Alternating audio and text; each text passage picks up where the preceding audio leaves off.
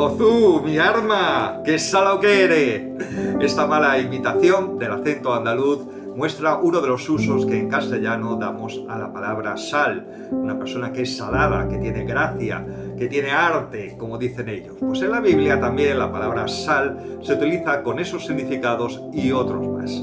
La palabra que utilizamos en hebreo es la palabra melaj, para hablar de algo que es salado, algo que da sazón, que da aroma, o también algo que se utiliza por fuera para preservar de la corrupción algo.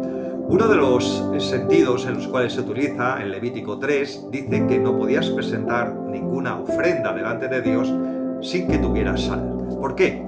Porque la sal era símbolo también de eternidad, es decir, de que lo que Dios había mandado era algo que era perpetuo. También la sal se utilizaba en los pactos, cuando unas personas querían hacer un contrato, un acuerdo acerca de algo, daban un saco de sal como ofrenda de intercambio, y también presentaban un sacrificio, haciendo entender que ese pacto que habían hecho era algo que no iba a cambiar, que no iba a corromperse y que iba a durar para siempre. Tenemos también otro significado un poco más negativo de la sal, porque en la historia de Lot vemos cómo la mujer de Lot en Génesis 19 miró para atrás y se convirtió en una estatua de sal. Así que en la antigüedad la sal era muy importante. Generalmente la sal se cogía de lagos o mares como el Mar Muerto o Mar Salado, y si esa sal era expuesta al sol o recibía algún tipo de impurezas, pues se convertía en una sal insípida y que no servía para sus propósitos. Así Jesús empleó ese significado en Mateo 5:13 cuando dice que los cristianos son la sal de la tierra. La palabra griega es la palabra hanash, la palabra que significa esa sal, ese condimento, ese aroma, ese sabor que despierta en la gente. Eso es lo que los cristianos que han conocido a Dios tenían que despertar, sabor y sed en las personas. También tenía el significado de que preservan el mundo y evitan que el mundo se corrompa más y más por medio de su influencia.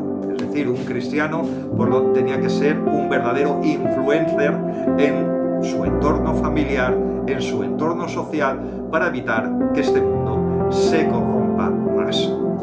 Otro significado interesante también de la sal, que también se utilizaba para purificar.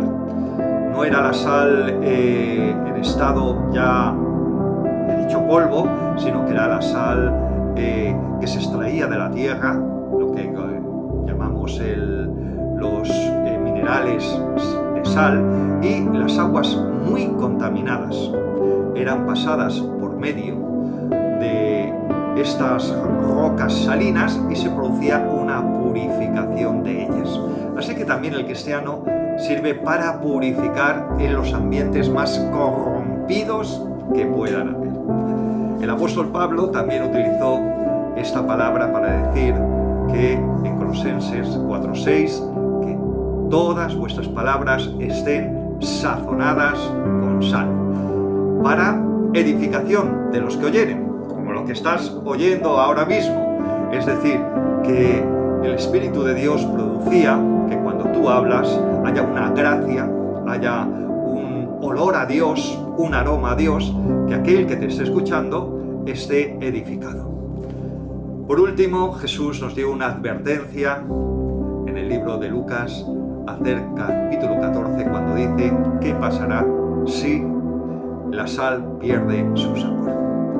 Desgraciadamente, muchos cristianos han perdido su sabor, han dejado de estar conectados con esa fuente de gracia, de sabor, de aroma, que es el Espíritu de Dios y Dios mismo.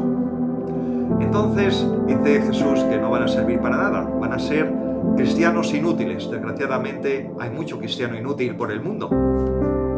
Yo no quiero serlo. Yo sé que tú también, que estás escuchando esto, tampoco quieres serlo. Así que Él dice, tener esa sal con vosotros. Esa sal es un símbolo de lo espiritual, de la eternidad. Y necesitamos ir a la fuente de esa sal para recibir cada día esa gracia para poder vivir el Evangelio tal cual Él lo dijo. Yo lo he hecho, hazlo tú también.